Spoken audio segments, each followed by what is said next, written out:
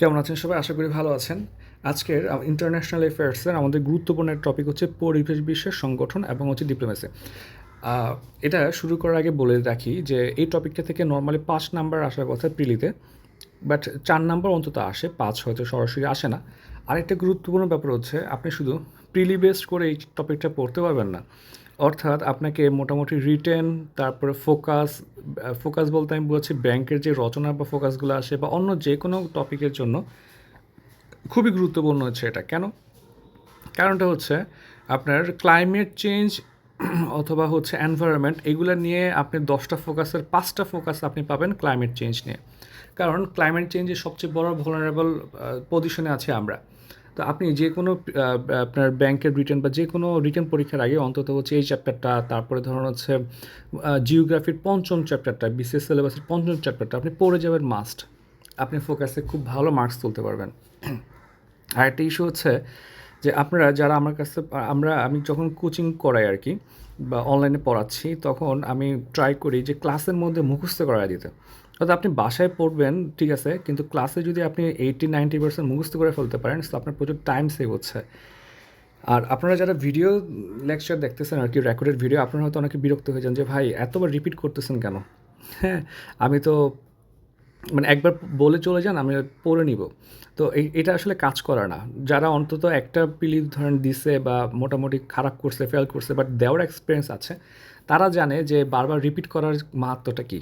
কারণ আপনার কানে বাজবে পরীক্ষার হলে যে হ্যাঁ ভাই এটা বলছিল, ভাই ওটা বলছিল, এটা শুনি। হ্যাঁ, সো মোটামুটি ধরেন এখন তো অনেক স্টুডেন্ট পড়ানো হয়েছে, অনেক ব্যাচ করানো হয়েছে, অনেক বছর ধরে পড়াচ্ছি। সো এটা একটা ভালো ওয়ে, আপনারা ফলো করতে পারেন, ঠিক আছে? যাই হোক দেখেন, ইউএনইপি হচ্ছে ইউনাইটেড নেশনস এনভায়রনমেন্ট প্রোগ্রাম। এটা ১৯৭২ সালে প্রতিষ্ঠিত হয় আমাদের মুক্তিযুদ্ধের ১ বছর পরে। এখন ইউএনইপি ১৯৭২ এভাবে পড়ার পাশাপাশি আপনি যেটা করবেন এটাকে আরও ২-১টা ডাইমেনশন থেকে মনে রাখার ট্রাই করবেন। যেমন ইউএনইপি ১৯৭২ এভাবে মনে রাখতে পারেন। আবার মনে রাখতে পারেন এভাবে যে বছর আপনার বাংলাদেশের মুক্তিযুদ্ধ হয় তার ঠিক পরের বছরে ইউএনইপি গঠিত হয়। বাংলাদেশের মুক্তিযুদ্ধের পরের বছর ইউএনইপি গঠিত হয়। তখন ২টা ডাইমেনশন দিয়ে মনে রাখবেন। একটা না একটা পরীক্ষা হলে মাথায় চলে আসবে। এটার দফতরটা হচ্ছে নাইরোবি, কেনিয়াতে। খুবই গুরুত্বপূর্ণ এটা, নাইরোবি, কেনিয়াতে। এবার দেখেন ডাব্লিউএমও, মেট্রোলজিক্যাল অর্গানাইজেশন, ডাব্লিউএমও এটা হচ্ছে বিশ্ব আবহাওয়া পূর্ব সংস্থার আপনার সংস্থার পূর্ব নাম ছিল আইএমও। আইএমও থেকে ডাব্লিউএমও নামকরণ করা হয়েছে। এটা হচ্ছে জেনেভাতে অবস্থিত। এই প্রতিষ্ঠান সংগঠনের দফতর নিয়ে আমি ক্লাস নিব। তো এই ক্লাসটা করলে আপনি ধরেন ইন্টারন্যাশনালে 50% পড়া আপনার 2 থেকে 3টা ক্লাসে শেষ হয়ে যাবে। ক্লাসটা মাস্ট করবেন। এরপরে হচ্ছে আপনি এটার দফতর হচ্ছে দেশ হচ্ছে ১৯৩টা, মানে সবাই এটার সদস্য। সবাই বলতে ইউএনের মেম্বার হচ্ছে ১৯৩টা। তো আপনি ১৯৩টা দিয়ে মনে রাখবেন যে সবাই মানে ১৯৩। এবার কোনো মেম্বার যদি কোনো সংগঠনে যদি মেম্বার থাকে ১৯৪টা, আপনি ১৯৪ পড়বেন না।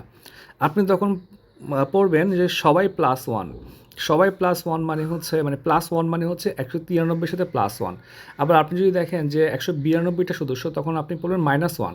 এইভাবে আপনি যখন মনে রাখবেন বা দেখবেন আপনার জন্য ইজি মনে রাখা।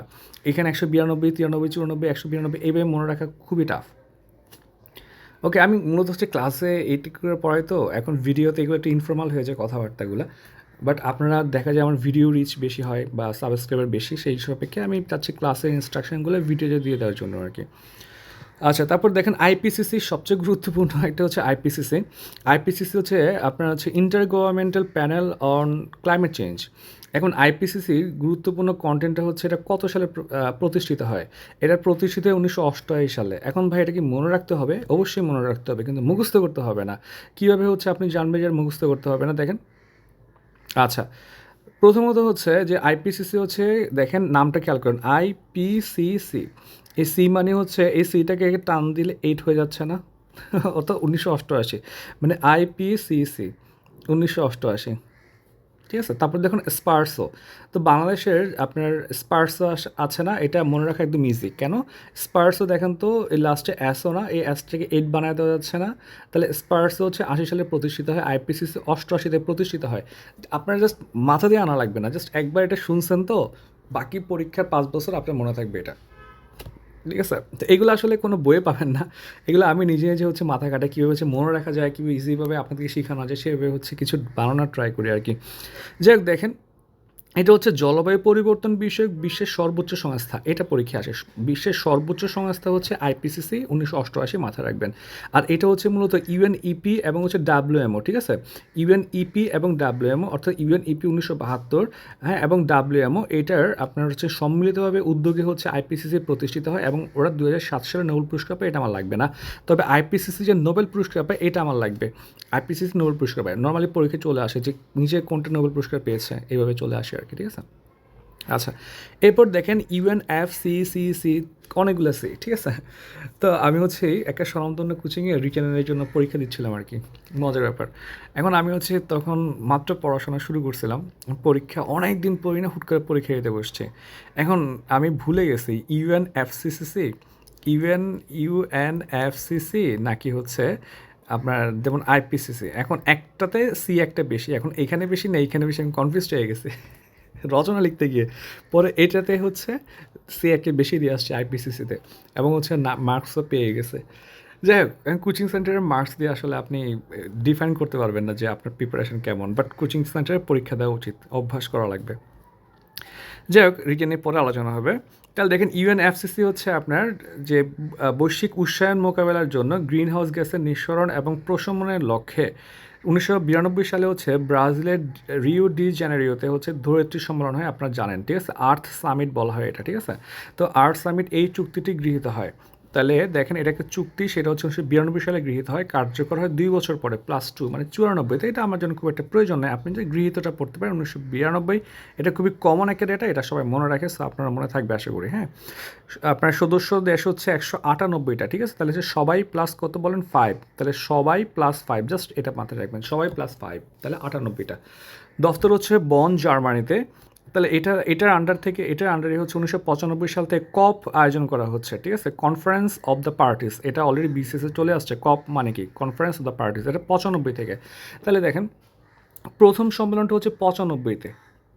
তাহলে আপনি যখন দ্বিতীয় সম্মেলনটা ৯৬-তে, সো আপনার কপ 30 কবে, অত সালে কোন কপ হয়েছিল, এগুলো আসলে মনে রাখার কোনো প্রয়োজন নেই। আপনি যোগ-টোগ করে বের করে ফেলতে পারবেন, ঠিক আছে? প্রতি বছর একটা করে হয়, সো বাড়াতে থাকেন। ৯৫-তে যদি ১ হয়, ৯৬-তে ২ হবে, এভাবে এক হবে আরকি, হ্যাঁ?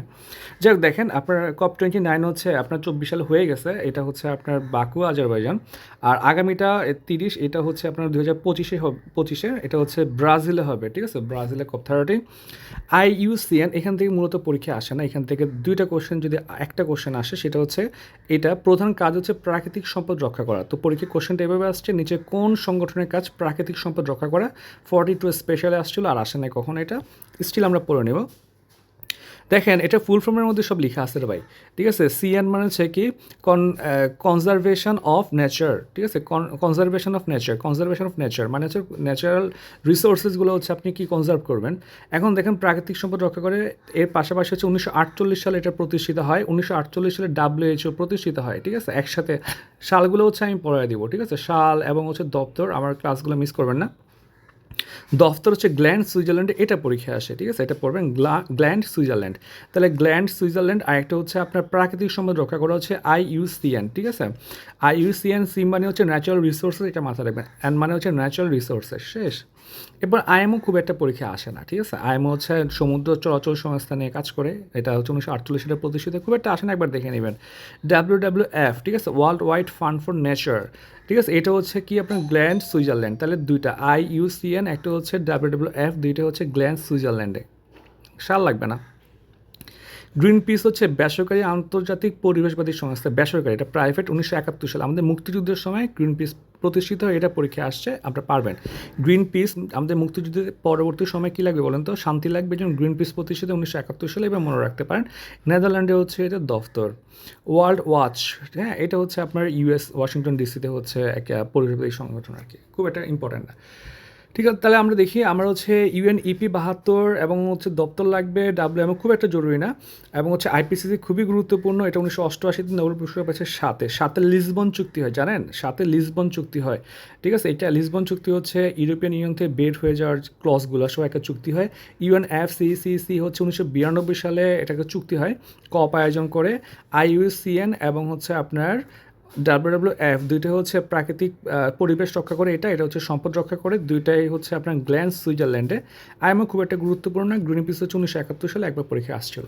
আশা করি মনে থাকবে আর কি। হ্যাঁ, জানাবেন। ধন্যবাদ সবাইকে।